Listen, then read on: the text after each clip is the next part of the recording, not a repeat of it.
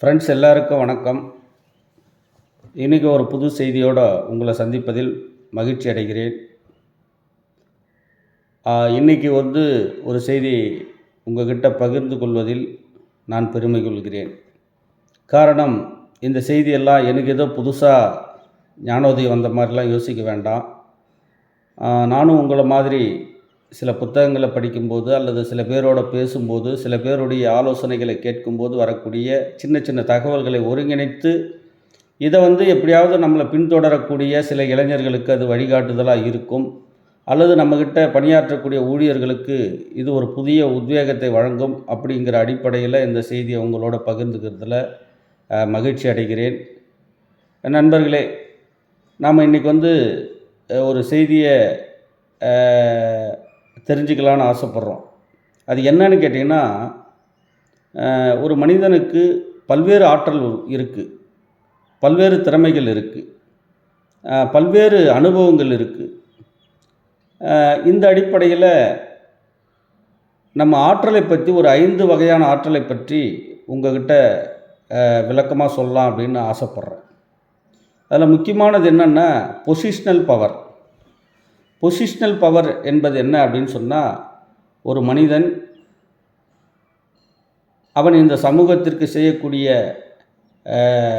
செயல்பாடுகளால், அல்லது அவர் படித்த படிப்புக்காக, அல்லது அவர் படித்த அந்த படிப்பை ஒட்டி வந்த பதவியால், அனுபவத்தால் ஏற்பட்ட ஒரு பதவியாக இருக்கலாம். அதுதான் பொசிஷன் பவர்.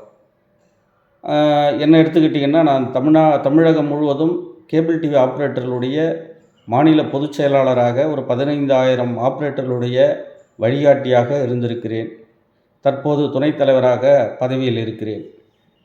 அதே போல் ஜனாதிபதியாக இருக்கிறார்கள், பாராளுமன்ற உறுப்பினராக, சட்டமன்ற உறுப்பினர்களாக, அல்லது உள்ளாட்சியில் மேயராக இருக்காங்க, கவுன்சிலராக இருக்காங்க, ஊராட்சி மன்ற தலைவராக இருக்காங்க, சேர்மனாக இருக்காங்க.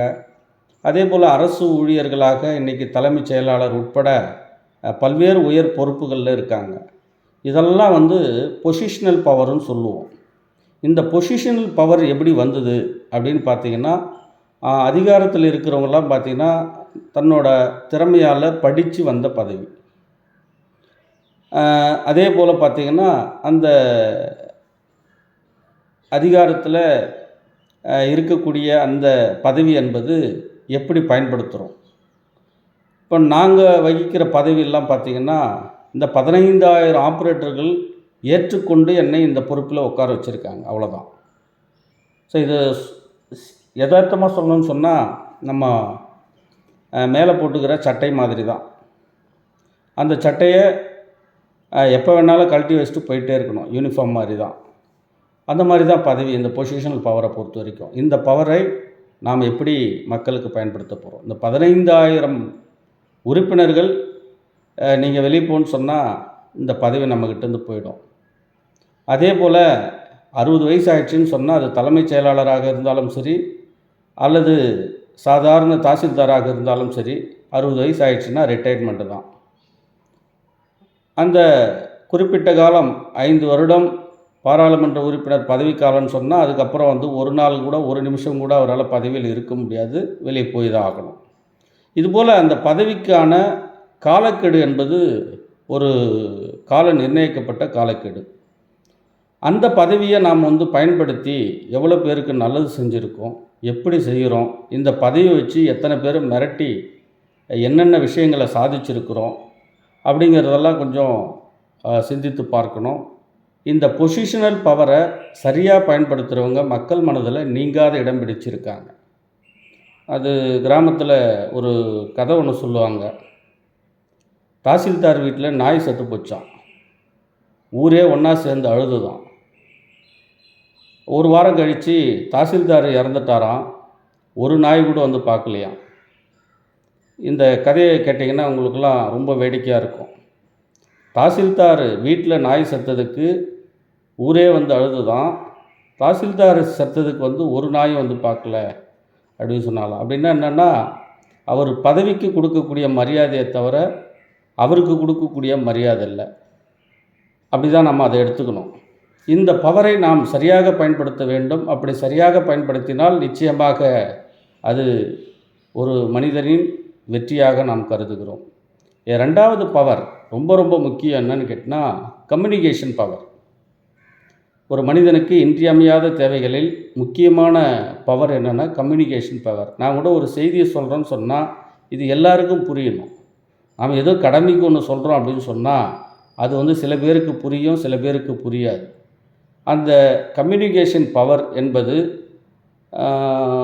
எப்படி சொல்லணும்னு சொன்னால், பேசுகிறது மட்டுமே கம்யூனிகேஷன் ஆகிடுமா, ஒரு மொழி மட்டுமே கம்யூனிகேஷன் ஆகிடுமா அப்படின்னு சொன்னால் அதெல்லாம் கிடையாதுங்க. ஒவ்வொருத்தருடைய பாடி லாங்குவேஜ் கூட ஒரு கம்யூனிகேஷனை ட்ரான்ஸ்ஃபர் பண்ணுது. எனக்கு தெரிஞ்சு நான் பல பேரை நேரில் பார்க்கும்போது அவங்க என்ன சொல்ல வராங்கன்றதை அவங்களுடைய நடை, உடை, பாவனை அதை வைத்தே நம்மளால் அவருங்க என்ன நினைக்கிறாங்கன்றதை சொல்ல முடியும். அதான் நிறைய பேர் சைக்காலஜிஸ்ட் பார்த்திங்கன்னா ஒருத்தர்கிட்ட ஒரு 10 நிமிஷம் பேசுனாங்கன்னா அவங்கள பற்றிய குணாம்சத்தை முழுமையாக சொல்ல முடியும். இது ஒரு பெரிய பவர், கம்யூனிகேஷன் பவர். ஒரு செய்தியை எவ்வளவு எளிமையாக சொல்ல முடியும், எவ்வளவு நபர்களுக்கு இது கொண்டு போய் சேர்க்க முடியும் என்பது ஒரு மிகப்பெரிய திறமை. அதுதான் அறிஞர் சொன்னார், 2 வார்த்தைகளில் சொல்லக்கூடிய ஒரு செய்தியை ஒரு வார்த்தையில் சொல்லுவாரானால் அது மிகப்பெரிய திறமை என்பதை அறிஞர் சொல்லியிருக்கிறார். அது ஒரு பெரிய கலைங்க. அப்போது சுருக்கமாக சொல்லணும், நிறைய விஷயத்த சொல்லணும், நிறைய மெசேஜை நிறைய பேர் கொண்டு போய் சேர்க்கணுன்னா அதுக்கு கம்யூனிகேஷன் பவர் வெரி இம்பார்ட்டன்ட். இந்த கம்யூனிகேஷன் பவர் தான் நிறைய பேரை பெரிய பொறுப்புகளுக்கு கொண்டு போய் சேர்த்துருக்கு அப்படிங்கிறத நாம் புரிஞ்சுக்கணும். அப்போ நம்ம வளர்த்து கொள்ள வேண்டிய மிக உன்னதமான ஆற்றல் என்னன்னு கேட்டிங்கன்னா அந்த கம்யூனிகேஷன் பவர். அடுத்தது